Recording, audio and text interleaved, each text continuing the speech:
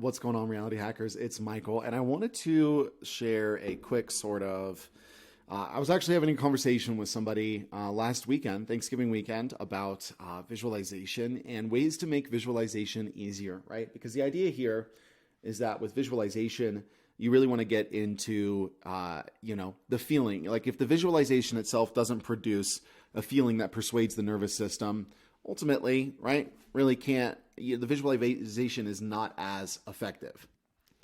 So that being said, right, what are ways that we can make the visualization process easier and sink deeper into the nervous system? Well, here's what I've learned.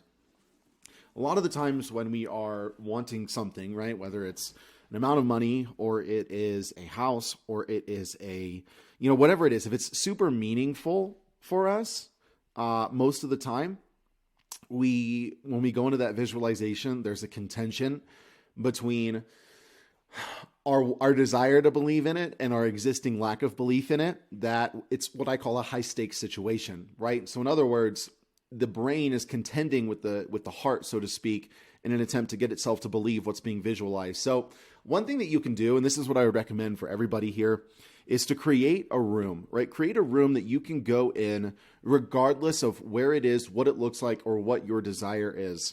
We want to create a room that you can go to when you are in your when you're moving into your, kind of like I would call it your base, your hub, right? Your visualization hub. Create a room, create a bed, or whatever kind of room you want. It could be a studio, it could be a gym, it could be a kitchen, it could be an auditorium, it could be, for me, it's a bedroom, right? There's a window, there's a very specific type of wallpaper, there's very specific furniture placed in very specific places. I'm very familiar with it. I treat it as though it's a very real room, and I continue to go back there. And the reason this is really helpful is because from here, I can move into a low stakes detail of visualization around the implication of fulfilled desire. What that means is that, okay, if I am wanting, let's just say I'm wanting a car, right? Instead of immediately trying to visualize myself behind the wheel of a McLaren or a Porsche or whatever, I'm going to first go to my room. I'm going to go to that room I've created. I'm going to really get there in my body, right? Really allow my nervous system to become convinced of its there-ness.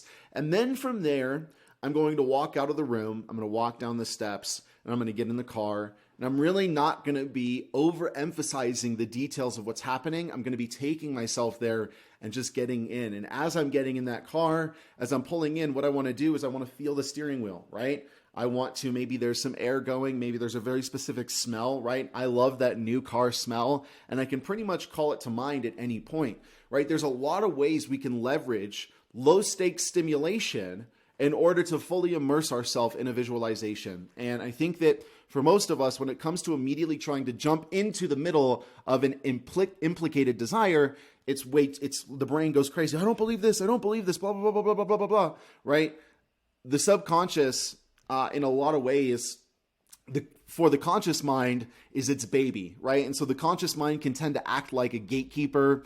It can act like, if you've ever saw Star Wars, the Gamorrean guards at Jabba's palace in episode 6, right? It acts as it's like this or this. The amygdala, the prefrontal cortex, they act as those guards. And so the reason this becomes so effective is because I'm kind of sneaking in the back way, right? They don't know what I'm doing. They don't know that I'm going in to actually accomplish something. They're there to protect me from something that may or may not be true. So instead of going down that road, I'm going to find a way to get in that doesn't set off the alarm. So for me, again, it's a low stakes situation, and you can use this anywhere, right? You could use it in any place, in any time. You can set yourself up there. Really though, the key here, the fundamental of this is that it's leveraged to get your body into a place where it is convinced of the experience that is happening inside of you, because that's the whole point, right? The subconscious mind does not know the difference between an external event and an internal event.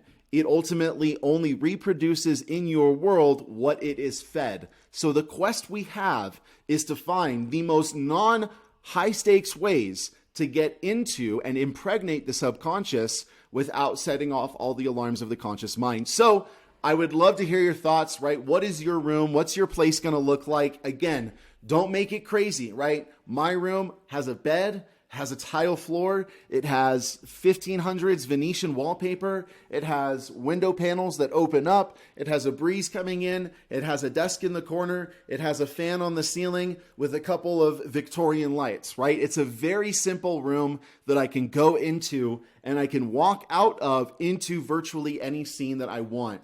So I'm excited to hear what you do with this information. I would love to hear what you do. Go ahead and send us an email, send a comment, all the good stuff. Also, on a side note, we're going to start sharing your success stories here.